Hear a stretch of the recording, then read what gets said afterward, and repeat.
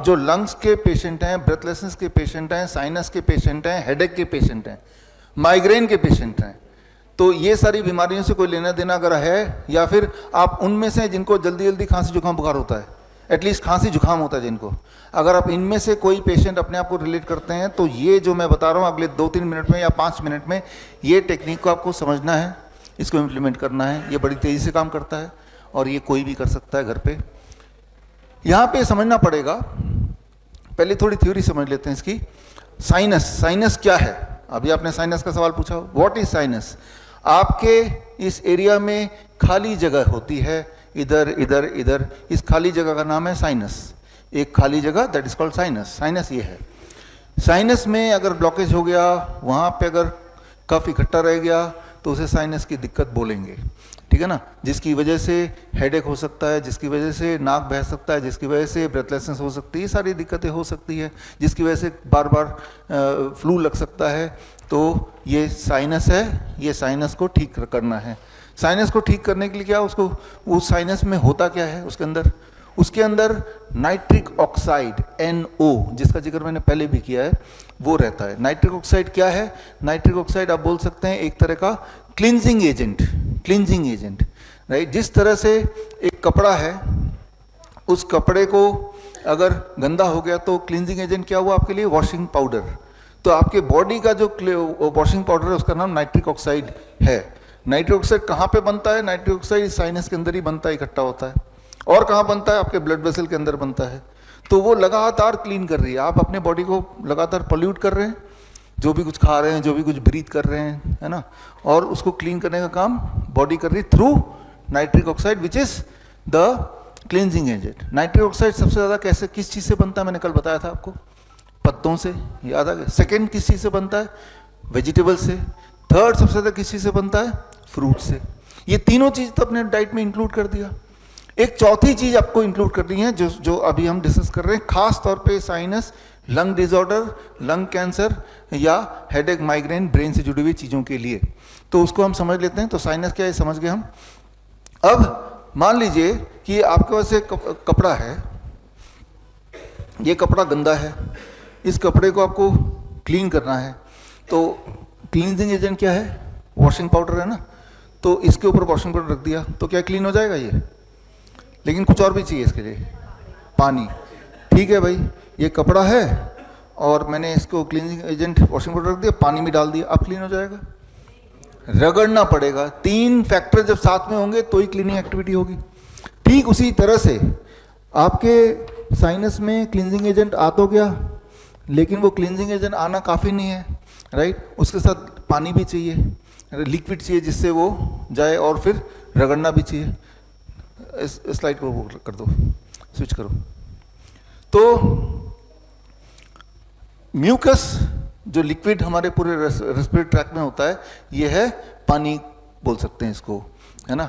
और cilia, cilia का मतलब आपके नाक, आपके रेस्पिरेटरी ट्रैक में छोटे छोटे छोटे छोटे छोटे छोटे ब्रश की तरह होंगे, राइट, बाल, ठीक है ना, वो बोल सकते हैं कि वो है ब्रश। तो अब साइनस से नाइट्रिक ऑक्साइड हमेशा, जैसे मैं बात कर रहा हूँ, जब हम बात करते हैं तो वाइब्रेशन से वो पूरे रेस्पिरेटरी ट्रैक में आ गए, यानी कि हर जगह वॉशिंग पाउडर पहुँच गया, हर जगह पहले से ही म्यूकस है, ठीक है ना। और जब हम बोल रहे हैं तो वाइब्रेशन हो रही है, तो ये सिलिया जो है यानी कि ब्रश, ये मूव कर रहा है, तो यानी कि क्लींजिंग एक्टिविटी हो रही है। तो क्योंकि क्लींजिंग एक्टिविटी हो रही है, इसलिए हमें ना तो अस्थमा हो रहा है, ना लंग कैंसर हो रहा है, ना ही कोई लंग से जुड़ा हुआ डिसऑर्डर हो रहा है, ना ब्रेथलेसनेस हो रही है। लेकिन कुछ लोगों को तो हो रही है। वो इसलिए हो रही है कि जितनी स्पीड से क्लींजिंग एक्टिविटी उनके बॉडी में या लंग में हो रहा है, उससे ज़्यादा तेजी से वो उसको पोल्यूट कर रहे हैं समहाउ। फॉर एग्जाम्पल, ये कपड़ा है, गंदगी, गंदा हो गया, हम उसको वॉशिंग पाउडर और ब्रश से क्लीन कर दिया, लेकिन ज़्यादा गंदा हो गया तो क्लीनिंग और रगड़ना पड़ता है, ज़्यादा रगड़ को ज़्यादा करना पड़ता है, ज़्यादा देर तक करना पड़ता है, क्योंकि वो ज़्यादा गंदा है। तो यानी कि क्लीनिंग एक्टिविटी को सुपर फास्ट करना पड़ेगा और ज़्यादा गहराई से करना पड़ेगा। गहराई से कैसे करेंगे, ये सबसे महत्वपूर्ण है, इस बात को समझिए। ये जब आप बात करते हैं, जैसे मैं अभी बात कर रहा हूँ, बात करते ही ये cleansing activity, nitric oxide sinus से निकला और ये क्लींजिंग एक्टिविटी हो रही है। जब हम बोलते हैं, बोलते तो सभी हैं, यानी कि तब क्लींजिंग एक्टिविटी हो ही रही है। लेकिन अगर इसको 15 गुना बढ़ा देना है क्लींजिंग एक्टिविटी को, ताकि लंग डिसऑर्डर खत्म हो जाए, अगर वहाँ पे कोई नोडुल्स है वो खत्म हो जाए, ताकि साइनस की दिक्कत खत्म हो जाए, हेडेक माइग्रेन खत्म हो जाए, तो क्लींजिंग एक्टिविटी को, सफाई अभियान को 15 गुना बढ़ाना है। वो कैसे बढ़ेगा? वेरी वेरी सिंपल, इसे बोलते हैं हमिंग।